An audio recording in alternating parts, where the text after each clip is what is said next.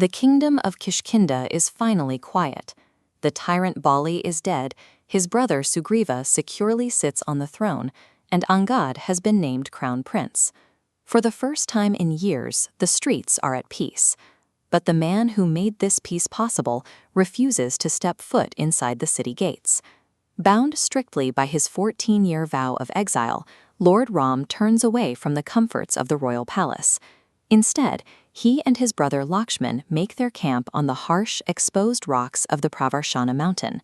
Before withdrawing to the mountain, Ram offers Sugriva a striking lesson in statecraft. He instructs the new king to immediately bring Bali's former ministers and allies into his own inner council. It is a precise political maneuver designed to eliminate resentment and prevent any chance of a sudden rebellion. There is, however, a severe geographical barrier delaying their primary goal. The Chaumasa, a brutal 4-month monsoon season, has set in. Heavy rains flood the riverbanks and turn the dense forests into impassable swamps, making any large-scale search for Sita physically impossible. Ram provides a hard deadline. For these 4 months, the king is to rule and rest, but the moment the monsoon breaks and the ground dries, the search for Sita must begin without a single day's delay. This mandate is the foundation of Sugriva's crown. His status as king is directly tied to the fulfillment of this oath, and abandoning it means risking the same divine wrath that cleared his path to the throne in the first place. This timeline tracks the passage of the 4-month delay. We see the monsoon droplets slowly give way to the crisp symbols of autumn, marking the exact expiration of their agreed-upon deadline. For the men waiting on the mountain, every single day feels like an eternity. Up in the freezing cave, the psychological toll is devastating. Mom sits in the dark. Every echoing drop of water that breaks against the stone reminds him of Sita, weeping in captivity far away in Lanka. Now, the 4 months have officially passed. The harsh rains have stopped, the sun is out, and the roads are clear. Yet, the mountain trail remains completely empty. Sugriva is nowhere to be seen. Here, the divine warrior who can conquer entire legions finds his mission completely stalled by a friend's silence. He possesses the power to topple a kingdom, yet lacks the means to force an ally to value a promise. Down in the valley, the atmosphere is entirely different. Inside the Kishkindha palace, the freezing dampness of the mountain is replaced by the overwhelming heat of golden lamps, silk tapestries, and endless music. Sugriva has completely succumbed to Bhog Vilas. Handed absolute power after years of running for his life, he is now drowning in an endless cycle of exotic wines, luxury, and royal entertainment. The intoxication of this newfound wealth has triggered a massive blind spot.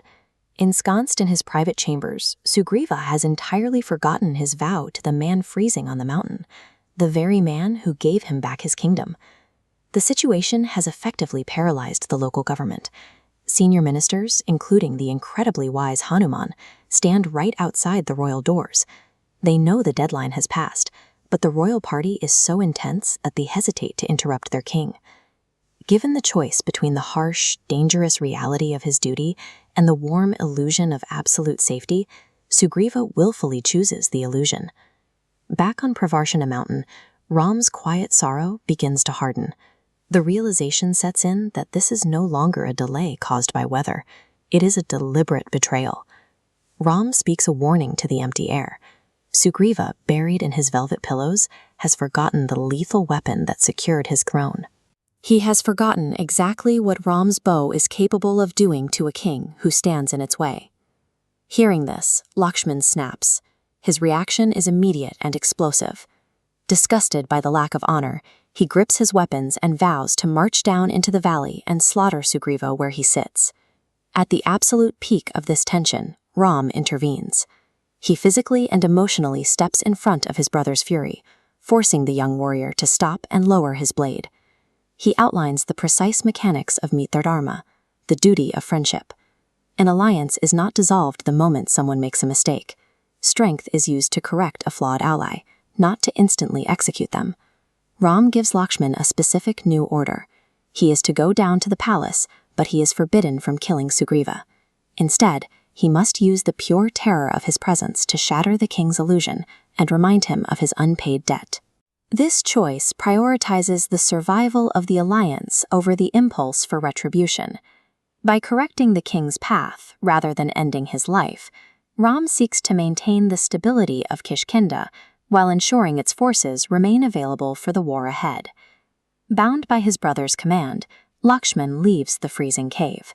Fully armed, his eyes burning with controlled fury, he begins his heavy, terrifying descent toward the golden doors of Kishkindha.